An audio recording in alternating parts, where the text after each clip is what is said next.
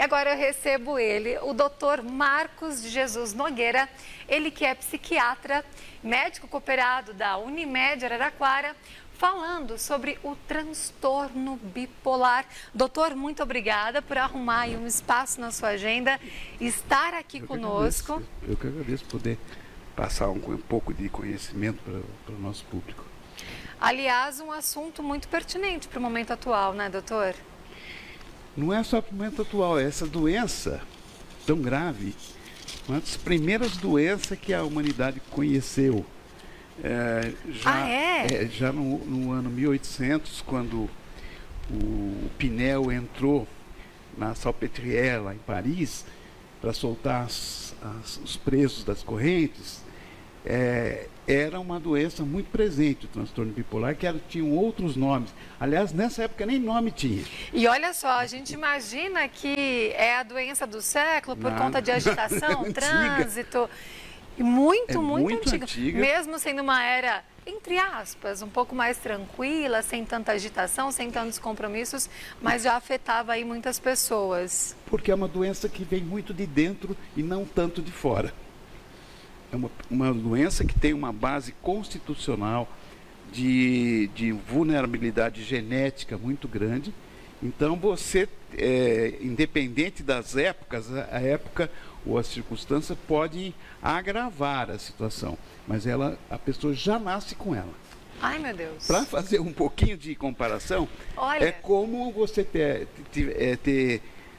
predisposição para ter diabetes, colesterol alto, que são coisas mais simples. Então, todo mundo já tem uma predisposição. São para o transtorno bipolar. E aí existem alguns gatilhos que fazem com que isso aconteça ou não. Essa psicose, que eu vou chamar assim, porque pela gravidade, foi a grande companheira da esquizofrenia, que também nessa época também devastava a população com seus quadros que precisavam internação. Sim, agora, mas a esquizofrenia é um pouquinho mais grave, né? Já beira aí, não? Que interessante. Olha. Porque ela às vezes é mais colorida, mas a gravidade no tocante à neurofisiologia cerebral é a mesma.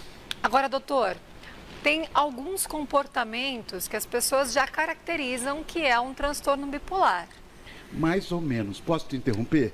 Sim. Porque é o seguinte, tem muita gente que tem algumas variações de humor e agora é costume falar assim, você é bipolar. É bipolar. Um pouco. Tem alguns que são tripolares. Há 30 anos atrás, uma mulher, era um pouquinho mais escandalosa, você é histérica. Isso é uma coisa que... Tem que tomar cuidado com o que fala. Você usar o termo psiquiátrico como ofensa, né?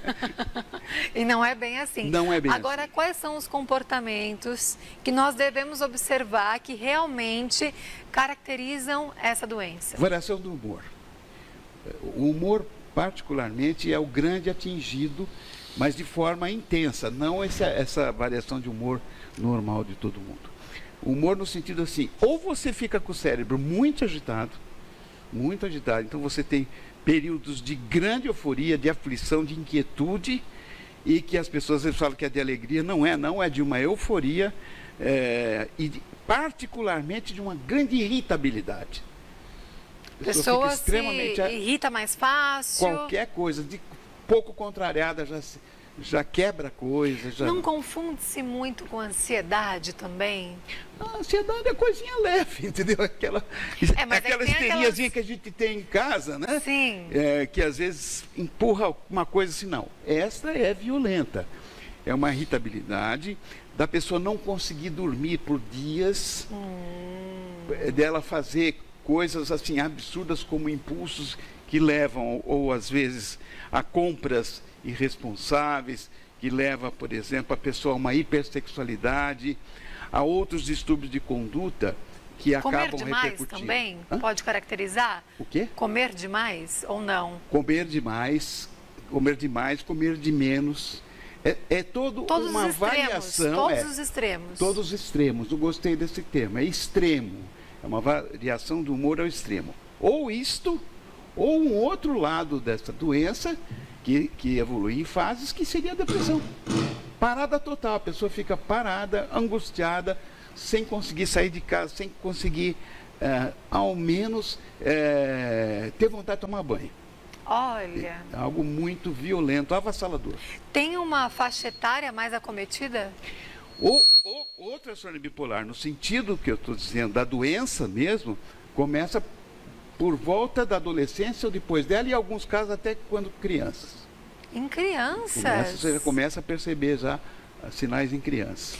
Doutor, acredito que você já atua há muito tempo. E me fala qual que é a principal diferença lá atrás. Quanto tempo mais ou menos de carreira você tem, doutor? Eu tenho 45 anos de formado. 45 anos de formado. 43 de especialidade. Dentro do quadro de transtorno bipolar, nessa questão, quero até chamar a atenção para as crianças mesmo. Sim, sim. A diferença vem crescendo, aumentando muito, por experiência própria, o número de crianças com esses tipos de transtorno ou com depressão, ansiedade? O número é o mesmo. A grande questão é que hoje a gente acaba diagnosticando, porque as crianças não apareciam tanto antigamente como transtorno bipolar. Com distúrbio de conduta e outras coisas, mal educado, né? Hoje não, o especialista, particularmente o psiquiatra infantil, já consegue detectar a verdadeira doença do transtorno bipolar em crianças. É que eu fiz essa pergunta justamente para essa era digital, por eles ficarem muito reclusos ali naquele mundinho de videogame. Isso pode... O videogame sempre é uma saída para as crianças e para todo mundo de uma fuga de si mesmo. Ou seja, ele quer viver um mundo você virtual. quer se isolar do mundo, você fica e você não se encontra nem com você nem com o mundo. Quando uma criança começa a ficar muito isolada, você tem a possibilidade de ser uma depressão. A gente percebe uma criança, que eu tenho um menino de 11 anos que entra no meu consultório, o olharzinho dele é triste, é bastante triste, coisa que não tem nada a ver com essa faixa etária. E com o tratamento já mostra algum sinal, você já percebe no rosto uma mudança. Que bom, que bom. E aí esse tratamento, geralmente, terapia e medicação? A primeira coisa é a medicação. Primeiro a pessoa precisa se estabilizar. Como é uma doença de um humor instável, você precisa deixá-lo com as circunstâncias externas estabilizadas. Por exemplo, uma das coisas mais importantes é o transtorno bipolar, a pessoa ter o horário certo de dormir. Entendeu? Se ela não tiver horário certo de dormir, já é um fator de instabilidade. Ai, meu Deus. Fiquei preocupada agora. Não, se você tiver predisposição, começa a ficar preocupada. Não, se eu deitar, eu durmo. O problema é a hora que você consegue parar. Se você não tiver... Até na cadeira do dentista eu durmo se eu parar. Sim, você tem que ter disciplina, ordenação, estabilidade em sua vida, né? É uma das coisas mais importantes. Agora, doutora, as pessoas geralmente elas não se assumem, né? Não, tô bem. Não, imagina, não preciso, não é verdade? É verdade? Então, quem está no entorno que tem que ficar de olho para poder ficar atento e falar, olha, a pessoa que mais precisa do psiquiatra é aquela que não percebe. Precisa de ajuda. Sim. E como identificar aquela pessoa que está deprimida por uma situação pontual específica ou aquela pessoa que realmente está passando pelo transtorno bipolar ou até mesmo a depressão? Olha, é a intensidade com que ela se manifesta. Porque todos nós temos os nossos momentos tristes e alegres, mas a intensidade é compatível, é sintonizada com as circunstâncias. No caso, são algumas coisas que saltam aos olhos. É uma tristeza que a pessoa começa a pensar, inclusive, manifestar a vontade de se matar. Ai, que horror, não é? Né? Por outro lado, a outra pessoa... o outro lado da doença é aquele que a pessoa se irrita facilmente com coisas mais simples. Dá para perceber que não é algo normal, de variações normais. No caso das mulheres tem aquele período de TPM. Então, se isso se perdurar por mais tempo, aí tem que ficar atento. É muito castigo também. É verdade, doutor. Mas agora vamos falar de prevenção. Porque nós falamos dos extremos, eu acredito que viver uma vida com equilíbrio é a prevenção. A vida com equilíbrio, por si só, não chega a ser preventiva, infelizmente. Mas é um bom parâmetro para você logo captar as variações da doença. E aí você, com o especialista, você vai poder usar algumas medicações mais precocemente, estabilizadores de humor, não antidepressivos, geralmente estabilizador de humor, que a pessoa pode até não ter a sua doença controlada, passa a vida inteira bem controlada. Mas eu digo para quem não tem nenhum sintoma ainda, para quem vive ainda sem Olha, nenhum eu tipo não de vou te transtorno. falar, sabe por quê? Porque você iria saber se você não está bem. Porque é algo assim, muito assustador. Mas digo, tentar viver uma vida mais calma, mais tranquila, tentar se perceber, para que não chegue. Isso todos nós tentamos fazer conosco. Mas no transtorno bipolar... Seria o ideal, não, né? Não adianta muito. Seria o ideal. Sim.